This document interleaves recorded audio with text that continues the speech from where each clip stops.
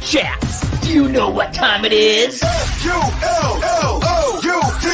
We got control, we got the right, we got the vision, you lose the sight. We will never stop. What? We got the drop, yeah. What time is it? Full out. We're live in 5, 6, 7, 8.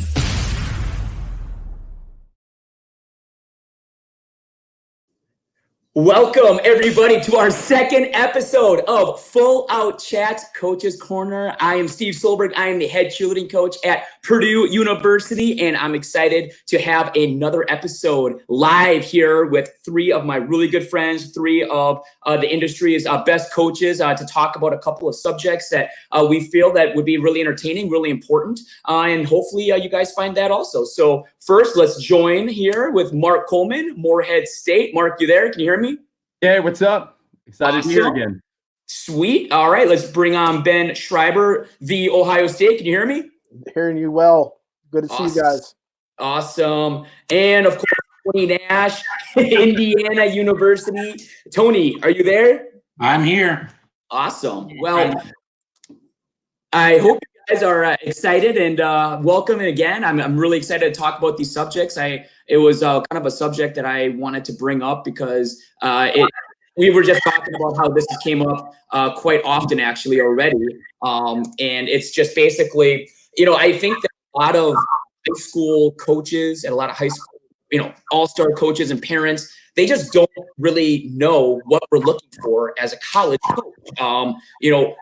Is it too early to go to get recruited? Is it too early to go to class? That's the number one thing that I find is like people wait till their senior year and it's just too late almost. I'll go to high school nationals and coaches like, here, let me introduce you to my seniors. And I'm like, I don't want to talk to your seniors. I want to talk to your juniors. Like I'm done with and things like that. And kind of just some advice that we could possibly give to, these athletes and coaches and parents in regards to, how can we help these, high school athletes get recruited by our program. So let's start with Mark. Mark, I mean, what do you kind of look for or in regards to, athletes that are looking at a Morehead State? Well, obviously, first and foremost, we're looking for skills for, elite tumbling and elite stunning skills.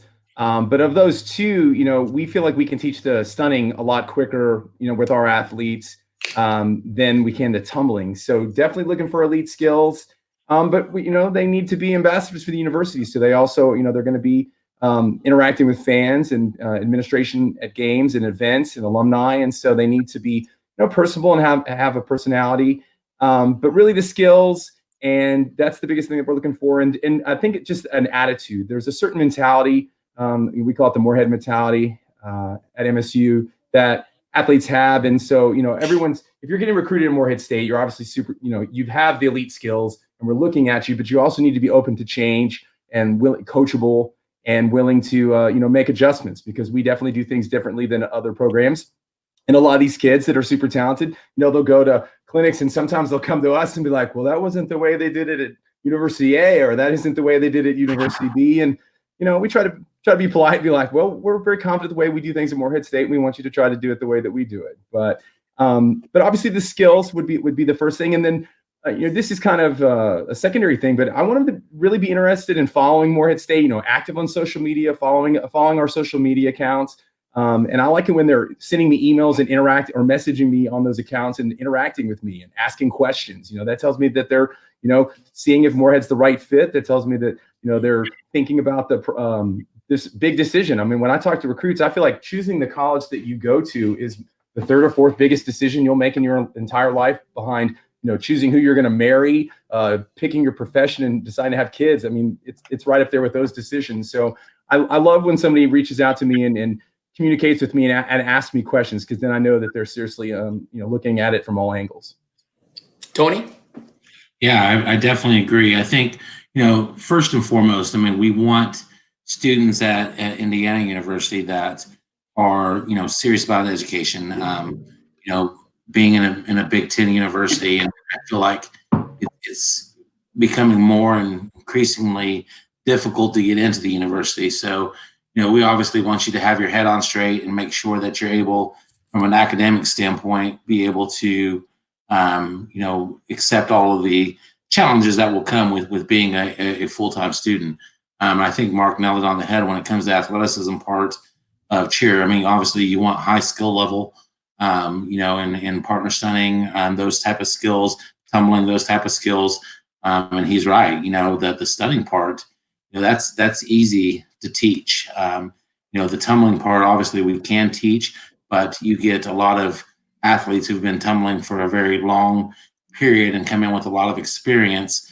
It's easier to get those athletes to progress faster when it comes to building skills, just because they have a lot more body awareness and understand, the limits and of what their bodies can actually do. So they become more coachable. Not that you have to be, I've had a ton of great athletes or cheerleaders that have cheered for me and that have not been strong at tumbling. But you definitely need to excel somewhere.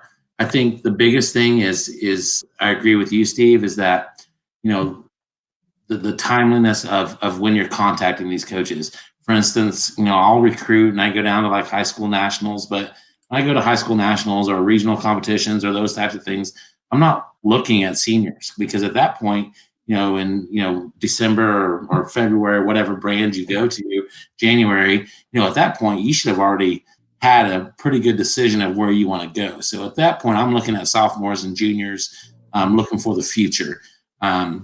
So I think I agree. I don't think I agree with Mark with the whole social media, being active on social media and with the accounts of the university they're looking at. And at the same time, they have to be very aware of what they are in their social media, because they start following us and asking questions, and it's very easy. We don't have one person who does our social media. It's a team of people that do our accounts, and so that's easy. So we can answer all the requests that we get. But when we get these requests, we will look at social media, and if you have things that are questionable, we're like, okay, it's time to steer clear of this person. So that's very, very important in the social media front. But again, reaching out early, staying in contact with the coach is crucial in order to be, have that opportunity to cheer at the next level. Ben, Ohio State, what do you? I mean, obviously you have kind of a different situation where we talked about this last week. You do not have a tryout, so you are you're completely doing by recruiting. So in regards to things that best practices, and also things that man, is too late, or things that happen that you're like, man, I just don't know why they're doing this now. Yeah. First, it's a lot harder to go last than first, but definitely Mark and Tony said some great things. And I want to echo a lot of the things that they just mentioned, but skills are a first thing, that we're noticing. Obviously, either if it's coming from a recruitment video and the recruitment questionnaire that we have online, or at our clinics, or even seeing people live in person at their practices, or at a high school nationals, or at another large competition. That's one of the first thing that's going to, kind of attract you to that person. But then one of the next big things that we look at would be someone's personality.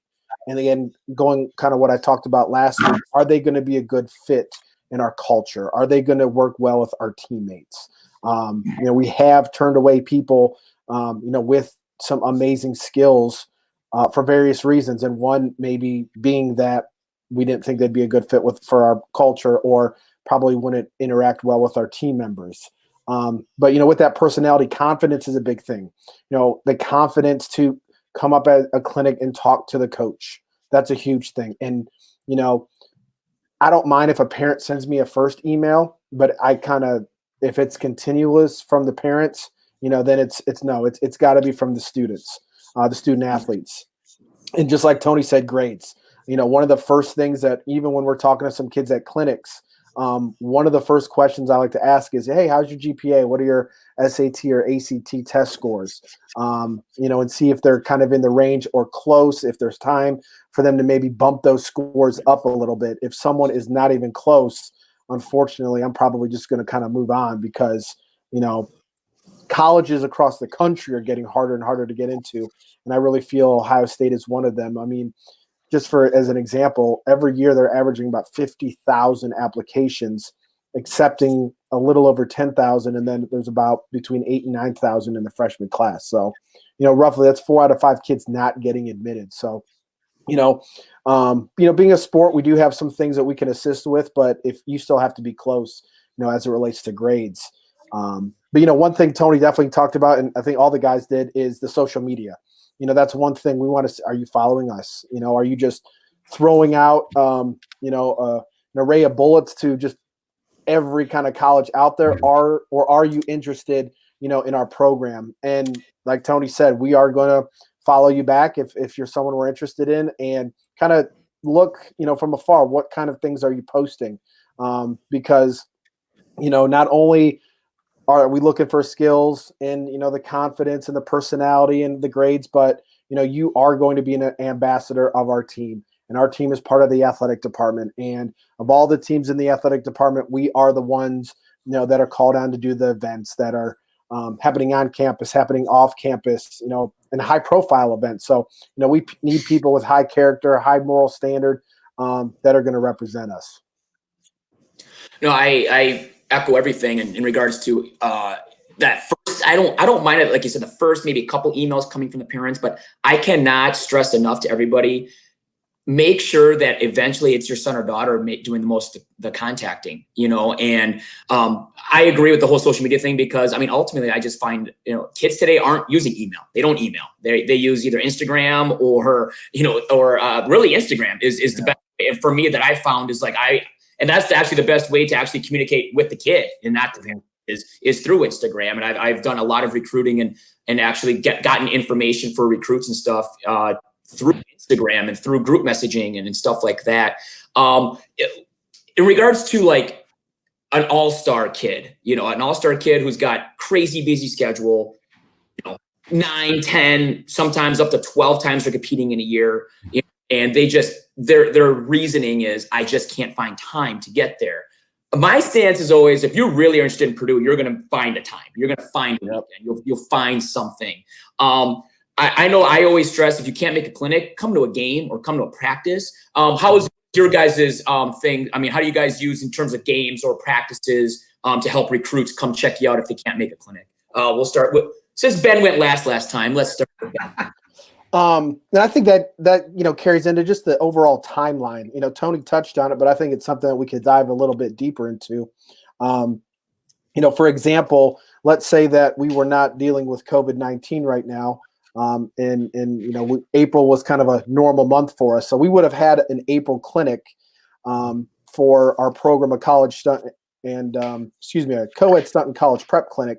And that would be one of the times we'd really dive into upcoming seniors for the fall.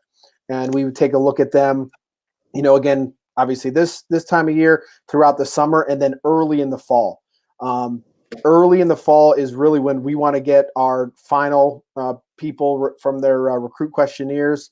That's when we want to really start identifying, our top list of recruits, and then kind of start narrowing them down a little bit. But you have to apply for early admission before November 1st. And we really encourage everyone that's interested in our program to apply by that date.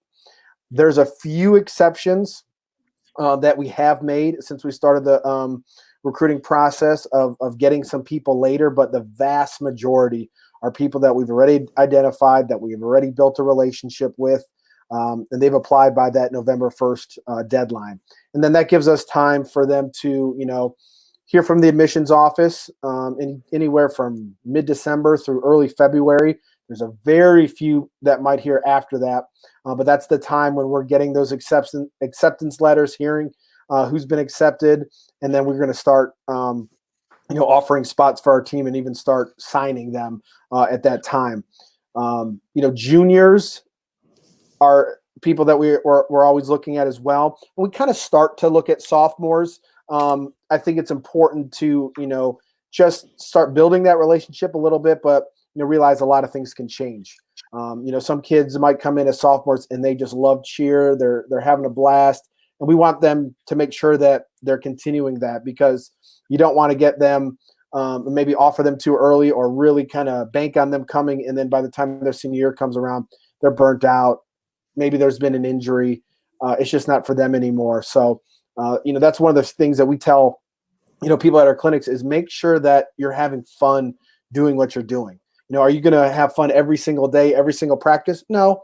But if it starts really becoming more of a job than something you're passionate about, you might not want to, think about cheering in college. So, I think that timeline's important because really once February comes around for our seniors, we're already identifying people, signing people. And by that point, it's too late for most people. So, there's been a few exceptions. Maybe we needed another guy, or maybe we had a female back out, or, not be able to attend. And then we still might have a need. But the number one message I want to give people is start contacting the colleges early, build that relationship with the coach, hit on the social media that we're talking about, but apply by those deadlines, because if you're not applying by these deadlines, we don't have that control. We are not the admissions office. So those are going to be some big things that I would really try to communicate to people.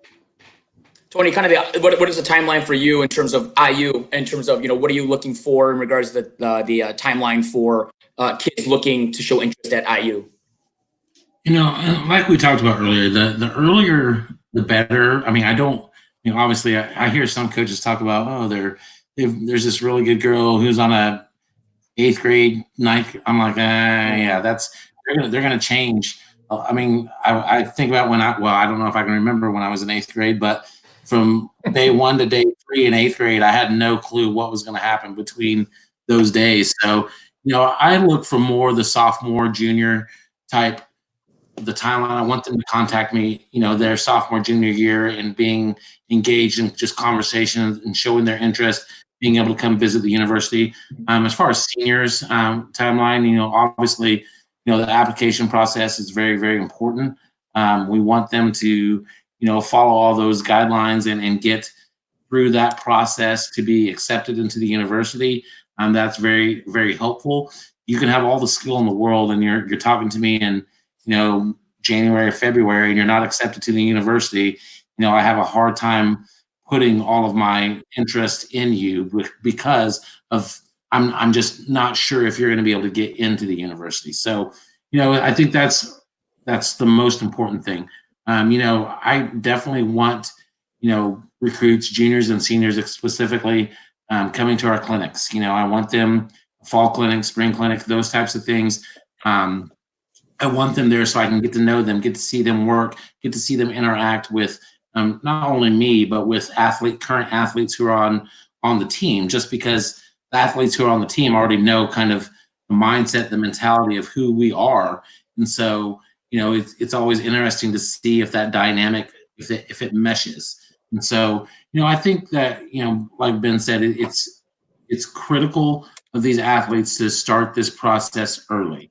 The longer you wait, it doesn't always necessarily, it doesn't necessarily mean if you're super talented. If you're waiting a long time, it can still be a challenge for you where, we're not gonna put our eggs in a basket with you and feel like you're gonna be part of our programs. So earlier is better always. Mark Moorhead. Yeah, I think it's the same thing. I think, not to retread the same things that everyone's saying, but one of the things that I wanted to say is, everyone values their time, and they do the things that they want to do. So if you're investing your time and your money to come to Morehead State University and come to one of our clinics, then, one, we're getting an opportunity to meet you and evaluate your skills, and you get an opportunity to evaluate us. But you're speaking that you care about this program. Like you said, it doesn't take a whole lot for someone to email the program or myself, or message me on Instagram and like, hey, I'm interested in Morehead. Compare that to somebody that's been to clinics for the past 3 years, been to multiple clinics, their senior year, applied early admission, and, their behavior is communicating, that they really want to be at Morehead State University.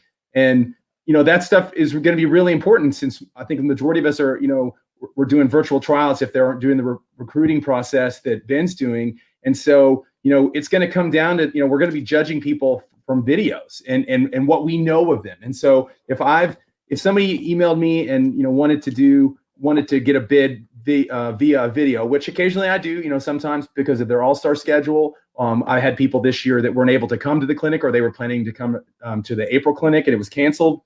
And so sometimes I make exceptions, but I generally prefer that they do come to these clinics because, again, this is the third or fourth biggest decision you're going to make in your life. And if you've never set foot in Moorhead, Kentucky, I mean, we have a beautiful campus and it's a beautiful part of the state of Kentucky. But if you've never been in a small southern town, there's a great deal of culture shock that can happen. And so you need to come and check that out and see what we, see the campus and see that we, there's basically one exit on the interstate and we have 4 stoplights and see what you're getting into.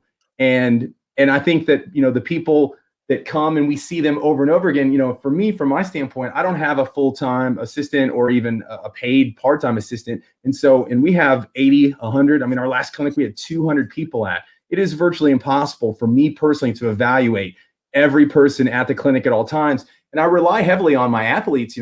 My leaders on the teams, they take notes and they communicate with people.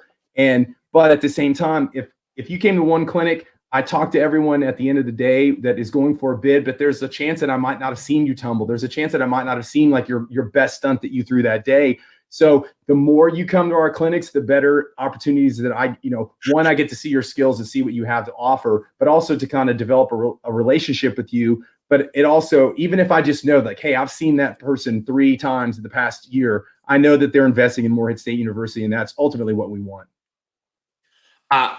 That's the big thing for me as a coach is number one is just building rapport with these athletes. Because I mean, ultimately we are trying, not only is it a huge decision for them, but I also feel like it's a huge decision for us because when I was a kid, I'm expecting to coach that child from, first of all, making them from a kid to an adult, hopefully, but number 2, for 4 years, in 4 years, while all of us have now been in this game for a while and it can fly by. I mean, 4 years is still 4 years. And that's what I want, is that fit. And I think the huge thing that people underestimate is it's not just showing off your skills. Yes, I mean, skills are skills and that's fine. But I completely agree with, Nicole, my assistant, and I, we talk all the time to our kids about like, hey, did you like so-and-so? Hey, was so-and-so coachable? Or, hey, how do they listen to you guys? Things like that. Yeah. Huge. And for number 2 is, for anybody that's never been to West Lafayette, it's actually a pretty small town with a big campus. Campus, 50,000 kids, 40,000 kids, but the city itself is only like 80, 90,000. So it might not be the right fit for you in terms of a city you're looking for. If you're looking for a bigger city like a Columbus, there you go. But you don't know that unless you go to these places. And I tell people all the time, I don't take it personally when you come to a clinic or 2 of ours and say, I just don't think Purdue's the right place for me. And for me, I don't take offense to that. I'm glad that they are doing their due diligence and finding out what is the right place for them, because I am a firm believer that once you come to a clinic or 2 anywhere, you'll know as an athlete, if you want to be there. And so I can't stress that enough, people, about building rapport with the coaching staff and with the kids. But on top of that, it helps your tryout, because for me, if we're at tryouts and I have back spot A versus back spot B, skills are about the same, but back spot A I've seen at 4 or 5 of my clinics, and back spot B is literally only came to 1 clinic or maybe just sent a video. I'm going to take back spot A because I trust her more, I know her better. And so I just think that it's those things, those little things right there that people aren't thinking about. They just think, a clinic, it's more money. It really is so important.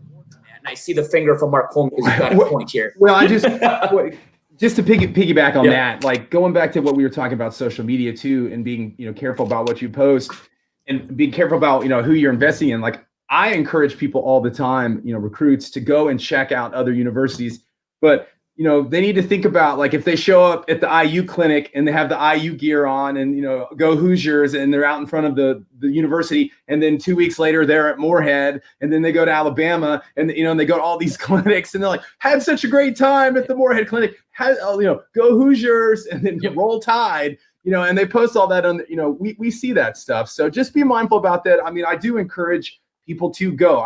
It's like, don't put all of your eggs in one basket. Go check out the cultures, go check out the teams, go check out the coaches, check out the campus, all those things, and then evaluate. I mean, all of our programs, anybody that's looking at Purdue or IU or Moorhead or Ohio State, they have options. Okay. And they need to explore those options, and they need to communicate and visit the campuses and check out the academic programs and meet the coaches and meet the athletes and weigh and then think about what they want to do. I mean, I tell recruits all the time that there's like a scale of things that you need to consider. Do you want a big game day school? Do you want to compete? Do you want a scholarship? Do you want to be on a co-ed team if you're a girl and you're a flyer? Do you want to be an all-girl team? Do you want to win? There are certain schools that are the most competitive that can offer all those things, but not every school can. And so, at Morehead State University, we are very successful. And so that's one of the things that we can offer. But, by the same token, if you want a big game day experience and cheer on ESPN every weekend and have 80,000 fans, Morehead is not the place that you're going to get that, unfortunately. We love our game day, and I have a lot of fun at our football games and basketball games, but it's not the same as the Big Ten or the SEC. And so, Tony, I know you wanted to bring up just a kind of the subject for those kids, that are there's some athletes that they only do high school. There's some athletes that do all-stars only. There are the crazy ones that do both, but in my personal opinion, the ones that do both for me are the most fair because they have skills and they have the game day kind of at least feel. But there are some high schools that can get the job done that are very skilled and can do it. But I don't even want to touch on that subject, Tony. Yeah, I think that it's, every coach looks for a different caliber of athlete when it comes to someone coming out of high school. The all-star route is like, we don't, at IU specifically, we don't have a ton of all-stars that come. I just think that our game day is a big part of what we do, but we don't really attract I would say a majority of those type of athletes. I do caution people. Not that I think that anything's wrong with all-star because, I love getting those types of athletes, but a lot of them get so trapped in the all-star world that they, are used to doing spring floor, are used to doing, the type stunning where, you're not going to do more the collegiate level type stunning. So I do caution people to athletes, if that's the route that they're going, to start getting comfortable doing things on a hard floor, especially when it comes to tumbling. Once you leave high school, you're not going to see a spring floor again unless you're doing, some of the level 6 older teams, those type of things, and staying in that industry. But once you come to a college, I know Mark, I know Ben, I know you, that all the spring floor has nothing. You come to me and say, well, I can do a full on a spring floor. That means you don't have a full. That's what that means to me. So I think that that's always a big thing. With athletes coming out of high school, they're like, will you gear towards the high school athlete, or do you gear towards the all-star? I think the ones who are cheering in high school have a better grasp on making that transition to college, as far as the skill level and how they'll perform the skills. The all-star, usually it takes them a little bit more time because, their focus is on competition, and Mark and Ben and you can all attest that there's way more to what we do than competition. Even though we've all been very successful in competition, it's probably 10% of what we actually do in the year, between supporting the university, any type of appearances, functions in that manner. And obviously the game atmosphere those are big parts and take up the most time of the year. So, I don't like it when people come in to IU and, oh, you've won this many times, blah, blah, blah, and you've done this, and they think that's what it's about. And it's not just that. I want you to be IU. I want you to be a Hoosier. I want you to be, invested in our university and be proud of who you are. So I don't know. I do see that trend happen a lot, especially because of the all-star industry. Super, super talented, obviously, but it's blown up. The size of these gyms and the number of gyms and the world's teams and summit teams and all these all these different types of athletes coming out. I definitely think it's taken off. So, yeah. No, no, go ahead, Ben. Go ahead. I was just going to say, one thing as it relates to competition, I know we could have a whole nother episode just talking about that, but I think a huge thing that all-star and high school teams need to know, a college team that competes, whether you're UCA, whether you're NCA, unless you're stunt, which is kind of the only exception, we compete one day a year. One day. Even competitive high school teams are competing multiple times, to qualify for nationals and then going to nationals, but we compete one time a year. Now, there's a lot of things that we do leading up to that, a lot of performances, of the nationals routine, but we only compete one time a year. So that's one thing I tell people is if you don't like cheering games, college cheerleading might not be for you if you're just focused on competing. One thing I wanted to just quickly revisit from earlier, kind of an analogy is for maybe people to understand, but recruiting, whether you're like me and you just select your team from recruitment or, or one of you three guys that are still recruiting, but then still having a tryout, but recruiting is like dating, and maybe that the skills that we talked about, that was one of the first things that we, kind of mentioned. Maybe that's when you see someone across the room, that's the looks. And then that personality, that kind of carries over directly. Those are the things as you kind of build that relationship and get to know them a little bit more, are you going to be a good fit for our program? As Mark said too, even about how maybe small Moorhead, Kentucky is, it's the same thing for Ohio State. We're one of the biggest schools in the country. So, if you're not comfortable in such a big environment, that could also be a shock to you. So I echo and want to reiterate how important I think it is for people to go to clinics and also to visit multiple clinics because, a lot of other sports just have an official visit or an unofficial visit. I think because of how much our sport is hands-on with the stunting, with the pyramids, with baskets, etc., as the skill side of things, it's important to be able to interact and work with the current team by attending one of their clinics. Then you get to also see, and meet them. You get to see how the coaches, are coaching. You get to then see the facilities, and sometimes we'll even have some of our recruits go to football games, to bring them in and kind of show them what that game day environment's like. So, just want to reiterate how important it is to visit the schools. You're not going to learn everything from just looking at a video, and build those relationships with the coaches. No, I absolutely completely agree in terms of the importance. It is such a huge decision, and it's such a huge financial decision. I mean, colleges, going to college is, I don't care where you're going. I mean, you can go to a small college to a big college. It's just not cheap. I mean, you just cannot, and then I just know that so many kids are relying on scholarships because they're just hard to get. There's so many intelligent kids out there that are applying with these great test scores and everything. And it's just hard to get those scholarships. And so, I mean, you got to really want to go there. And Tony, I totally agree with your point about if all you really want to do is compete.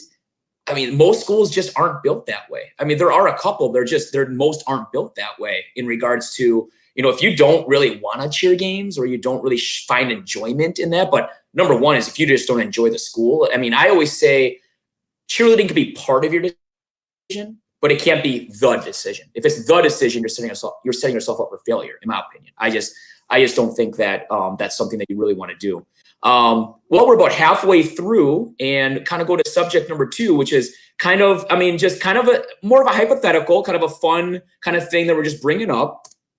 And if there's any old school cheerleaders out there watching right now who went through the taping process, maybe with Tony Nash, maybe you went through it with Tony Nash, which I'm sure was a lot of fun.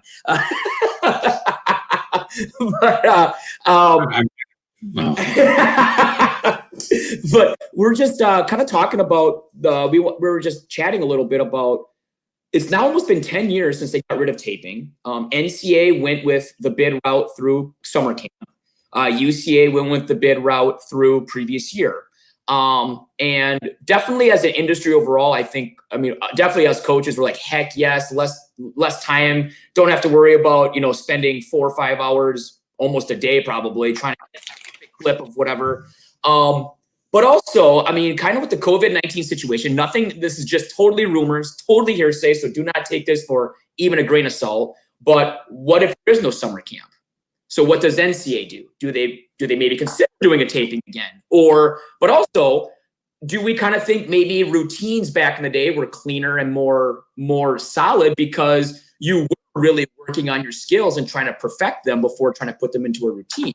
kind of just some really good talking points there. I'll go to Tony first on this because I know Tony prepared a lot of teams through taping. No offense, but he has. He's done a lot of tapings. And I only got to do taping twice at Purdue. I only got to do 2 tapings before they got rid of taping. So I know Tony's done taping a lot.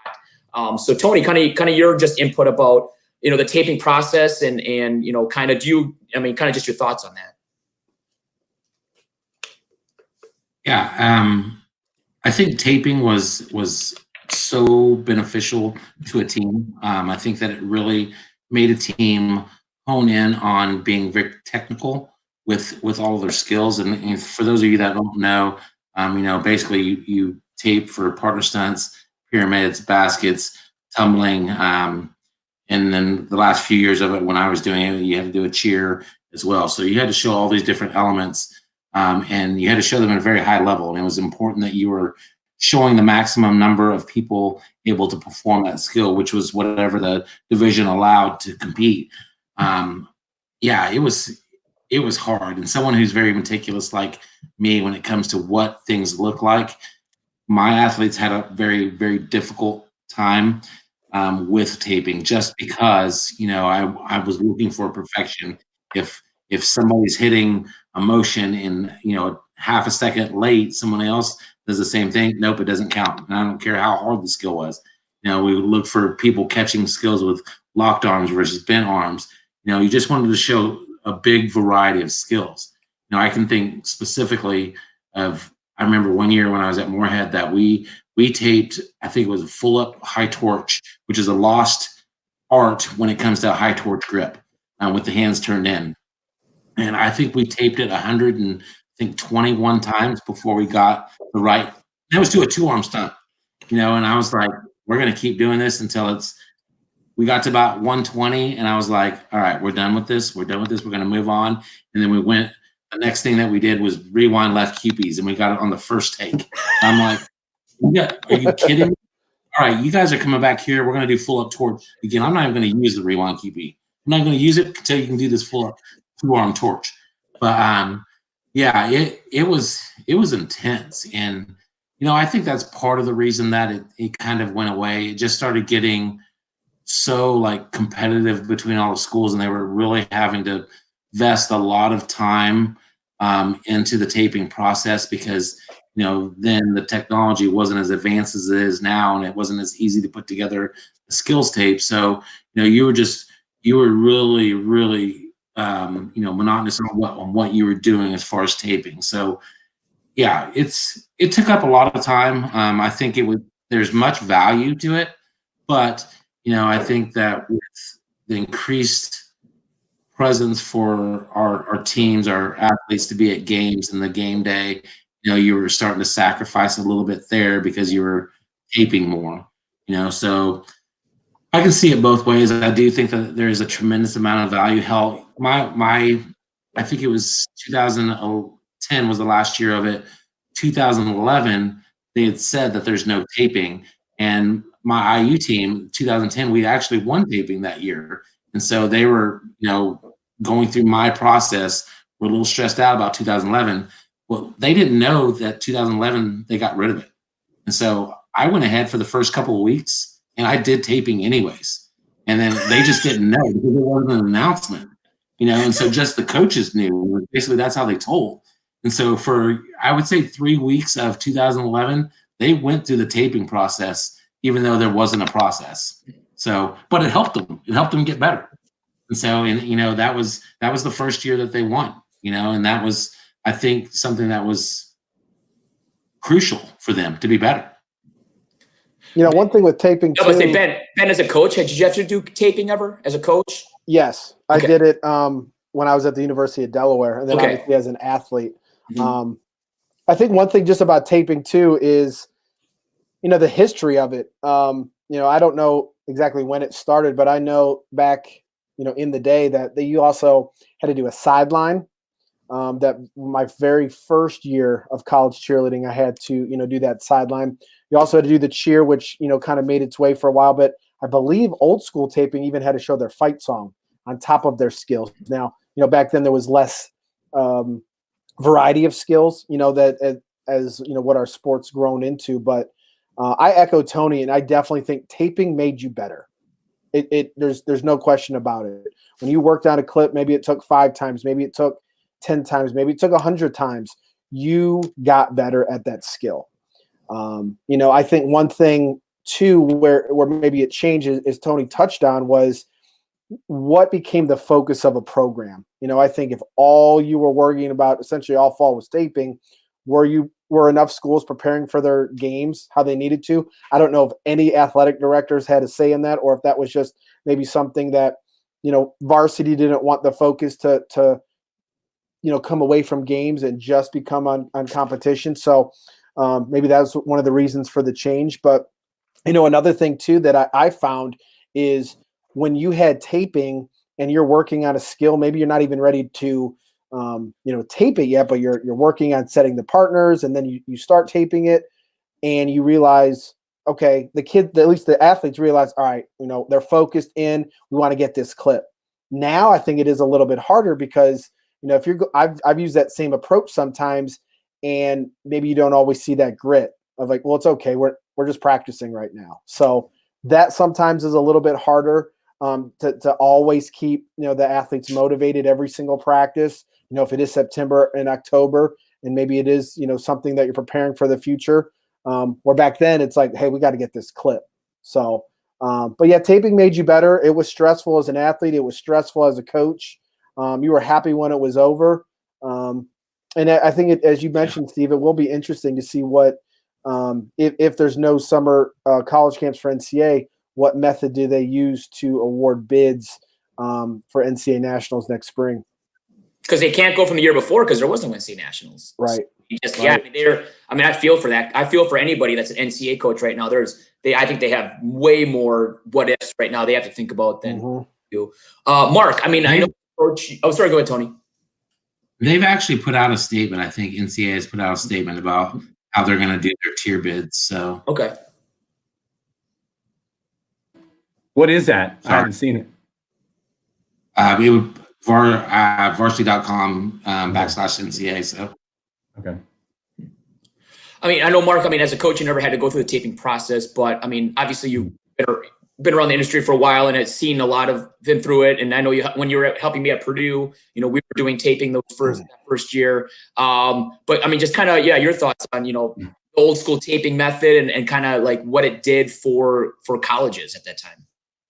Well, I think kind of what everyone's touched on. I definitely think there were a lot of benefits to it.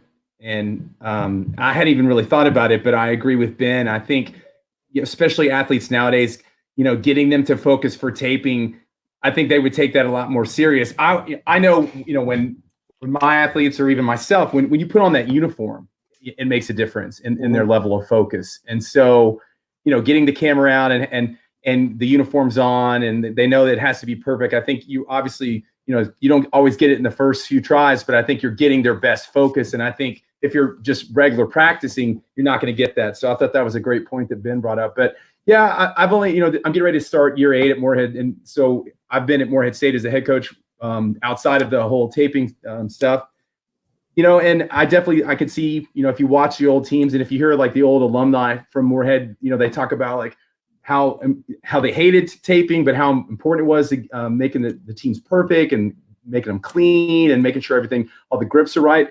And one thing that I've tried to do, I kind of wanted to ask Tony, when did All Girls start doing Miracle? Oh, that was 2000. Actually, that was my first year there, 2000. Okay. So, Morehead was doing stuff before, like over and over and over again, like trying to make things perfect and trying to do things to count. And I've really expanded on that since I've been at Morehead. And it wasn't specifically because of the lack of taping, but I think a lot of the things that you accomplish, like doing things, the repetition and focusing on perfection and focusing on timing, we do with the music. And I've expanded that. Like All Girl now has 7 or 8 songs that we do skills to over and over and over until we get them perfect. And co-ed, I started co-ed doing the same thing at Morehead. And so we have songs, we do pyramids to them too. And I just think doing that repetition is similar to taping. Like I said, I don't think they have the exact same focus because they're not in uniform and we're not filming. And I'm not going back and watching, there's so many things you can catch on a videotape that you're not going to catch with the naked eye. And if you've ever been in the more practice room, you're kind of all up in, the teams are kind of all up in your face. So I'll stand over in the corner sometime and look down the line, and I try to watch as many of the groups as I can, but it's still not the same as being on the opposite end of the room or the opposite end in the gym and filming and, watching it in slow motion and fine tuning every little detail. But I still think my Moorhead teams are pretty clean, and one of the things I attribute to that is we do Miracle. We do this. We've got this T-Pain song that we do, Turn All the Lights On, and we do it over and over. And I'm sure the kids years from now are going to hear those songs in their like nightmares and in their dreams. But there definitely was a purpose. Sorry, you just said here. I was like, oh. Yeah, you probably smell the gym, the practice room every time you hear that song. Yeah, and so and it's the same way for me too. But I definitely, I think the things that I try to accomplish with us doing those songs over and over again and working on timing, working on perfection, and again, a lot of times we will do it, and they'll know that like we're not going to do it just until you hit. We're going to do it until it looks perfect, and so. I mean, there's been some practices where we did those songs the entire practice, and that's not, I tell them like, all right, we're going to do this until we get it right. And as soon as we get it right, we'll get a drink and then we'll move on. And sometimes that never happens. And so, so I think it accomplishes some of the same things that taping used to, but not to the same level. Taping was fun too, because, as an athlete, you'd always just look at the coach. Did we get it? Did we get it? If you're popping down a stunt and you kind of look and everyone's like, hey, were you up? Were you up? Yeah. And then, you'd see the coach go to the video camera at first or then the iPad and watch it and try to be discreet. Mm-hmm. And I remember there was a couple times where, early on, there was a couple times, like Tony with the rewind lefts that we got a clip on the first time. And I was like, oh, just do it again. Because I wanted to make sure that they had the skill, but it would be very rewarding once you got that clip and you were able to cross something off. So there were some fun times with taping, but also a lot of stress. Well, what you guys can speak to this again, because I never went through it, but I would imagine too that it kind of extends national season in the mentality further. And so it prepares them more, because we really don't, as much as I try to like make them be perfect and we're doing things over and over again, I think, being in uniform and filming and having those pressures and that pressure to perform and that pressure to be perfect that early in the season. I mean, every time our athletes, we try to impress upon them, every time they put a Moorhead uniform on, there is that pressure. But when we're doing skills, when they were doing the skills tapes or we're practicing, the focus then is competition. And I think another benefit would be that you're in that mentality, you're in that mode a little bit longer, and you're preparing them for that journey. So. Yeah. I remember when we did taping, kind of the double-edged sword was you got to use people. So some people that maybe wouldn't make mat, you got to use taping. And some people really enjoyed that because they felt like they're a part of it, but I also know it made some people mad because they're like, oh, I'm good enough to do this skill, but I'm not good enough to be on the mat. And so I remember always having to battle that too, where you got to use everybody, which was great, but also that kind of, so it would make some people upset also because, but I don't know. I agree. I think that the pressure of hitting your skills perfectly definitely made people, when you got to the routine, I mean, God, it's been almost 10 years now. I don't remember, but I mean, putting together the routine maybe was a little bit easier in regards to at least maybe, I mean, Tony, could you maybe speak to that? I mean, you like I said, you got to experience that more than we'd have. Yeah, I think that you keep making me sound like the old guy, but there. One, I feel like with taping, it always made the decision for me easier to select the members of the mat, just because you don't get time off. So initially a lot of the guys, especially on co-ed, they wanted to be like, you know what? Oh, we're just doing a full up 2-arm stunt. I'm gonna let somebody else do it. Well, no, if you want to be on mat, you better be in everything possible. And I'm going to pull you out of things because I don't need you're not able to make that choice because it's an easier skill and you want to let someone else have the opportunity. Everyone's going to have that opportunity. So I felt like it always justified the decision of who was selected on the MAT team. And it was easy for me to say to an athlete, if they come up, Coach, why didn't I make MAT? And I can say, well, all of our taping, you weren't really a part of any of our tumbling. We tumble in our routine this year or whatever, or, this elite level skill, you weren't a part of that. It was easier for me to say. I mean, ultimately, taping didn't make the decision, but it helped guide the decision for sure. Next, I felt like my teams were always ready earlier because they would go through the taping process. And once you got done, it's not like you stopped practice. I may give them a couple days off, but from that point, that's when we're starting to do routine. So they've already went through the fatigue, sore part, and that's not going to come back, And so we know now that we train these athletes, and as soon as we start doing routine stuff, first couple days they start getting sore, and you got to come back down a little bit, so because their bodies are starting to hurt, and just to protect them. Then we didn't have to do that. I was able to give longer Christmas breaks because we were running routine beginning December, and you have a longer break, come back end of December, and I wouldn't give them that long off, but come back and then they're ready to continue rolling. So I felt like with taping, we were always a little bit more prepared, and I think it, essentially, I don't know, I would have to study it, but I think it almost was safer for them because they were trained, they were conditioned for it earlier. Mm-hmm.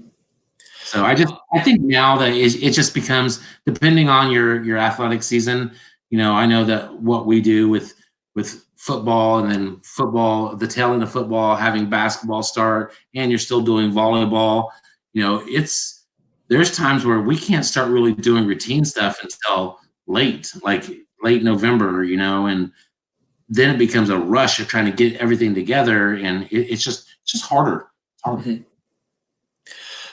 Before we get to the last, just general question, I know, Ben, you wanted to talk real quick. I know, when we talked about earlier in terms of what can high school kids do to get ready for colleges, what we're looking for. And obviously we just kept preaching, come early, make sure it's the right school for you. But I do think that a subject that I know you want to bring up is there's definitely a big misconception of all the scholarship money that's out there supposedly in cheerleading, when it's not true. I'm sorry, you picked the wrong sport, everybody. That's just the realities. I know you wanted to just bring that up real quick and talk about that. Yeah, it's just college athletic scholarships in general. I think most people think that all college athletes are on a full ride scholarship, and that's just not true.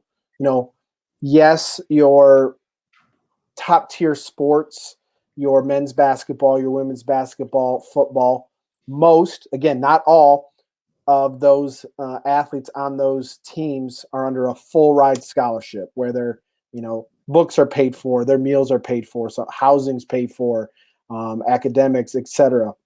And that's just not the case for even a majority of college athletes. Other sports, I think of, and I'm going to butcher probably trying to say the exact terminology, but like a men's soccer team or a women's soccer team, if they have, I'm just going to use a number, 20 kids on their roster, they might only have 9 full scholarships to divide up amongst those 20 people, so they're getting a percentage. Mm-hmm. So, I could be wrong on this, but I also don't think that there is a program giving a true full ride to any cheerleader in the country. Now, there are some schools that, might be able to offer select team members a full ride for in-state tuition and maybe be able to waive out-of-state tuition, but there's still going to be the dorm expense, the living expenses, books expense, other miscellaneous fees. So that is just something that I think people need to know, that there's not that full ride scholarship out there, and if I'm wrong, I please someone correct me on that, but that's where I think it's important to, when you're doing your research, ask the question, do you offer partial scholarships? What is kind of the range? I know some programs say first years get X, second years get Y, third years get Z, etc.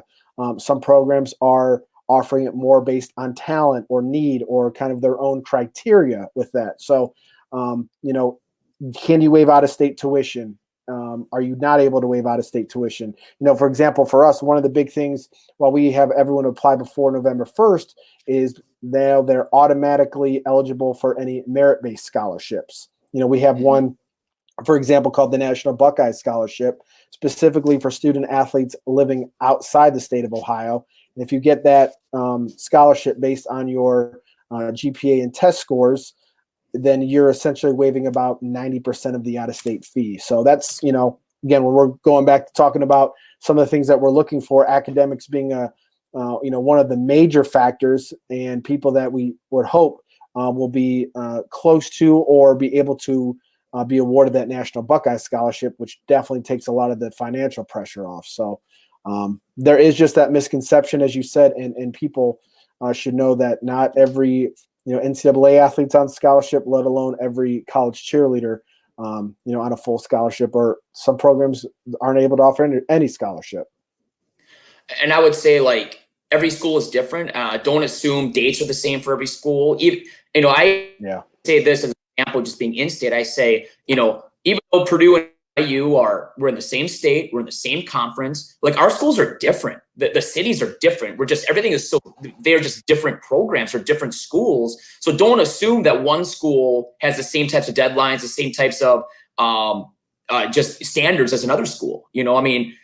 I've had kids not get into IU that got into Purdue, and vice versa. I've had kids not get into Purdue, get into IU. What are admissions looking for? I don't know. Right. It just depends on the admissions persons you get. So, just every school is different.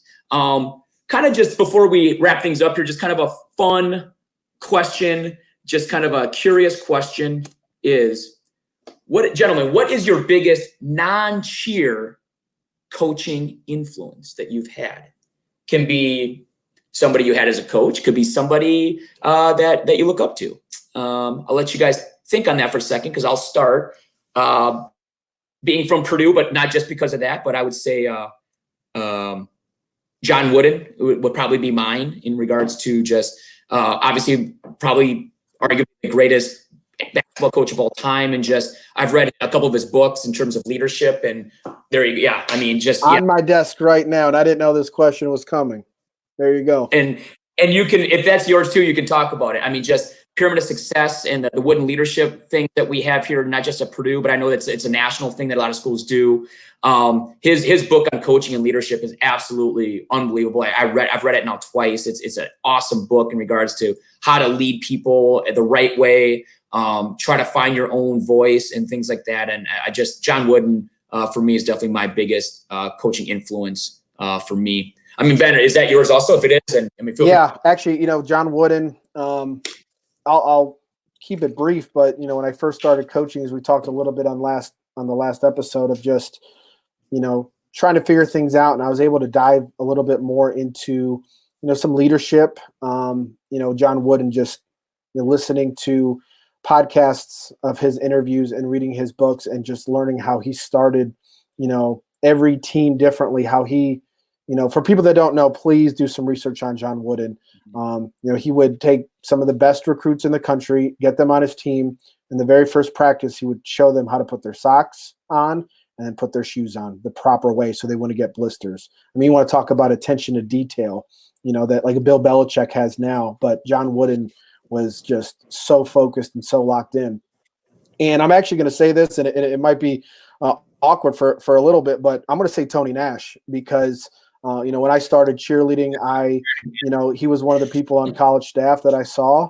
When I got my first coaching job at the University of Delaware, I competed against him for a couple of years, and that's where our friendship really started to grow, and being able to work college camps with him and just kind of see his passion, see his creativity, but see his attention to detail. And he might not have even remembered, but I'd always kind of, even on this college circuit, find him, try to pick his brain a little bit. And then I see how, special it is, not only all the championships that he won at Moorhead, but, the great people that he, developed in that program, but then being able to go to another school, different conference, different division, and be able to do the same thing is a special thing. So those two people really have kind of stood out to me and made a difference in my life. Mark Coleman? I self-muted. Well, you said non-cheer coaching, so I was thinking.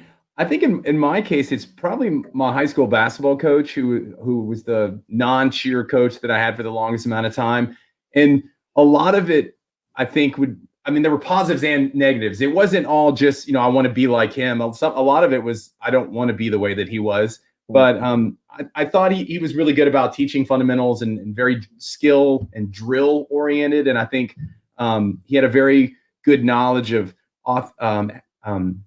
offensive and defensive schemes in basketball. And I learned a lot about coaching from him. And so, just attention to detail would be one thing that I learned. And then, like I said, some other things, just I didn't like his temperament a lot of the time. And so I probably am a very different type of coach than he is. So my biggest non-cheerleading coaching would be probably my high school basketball coach.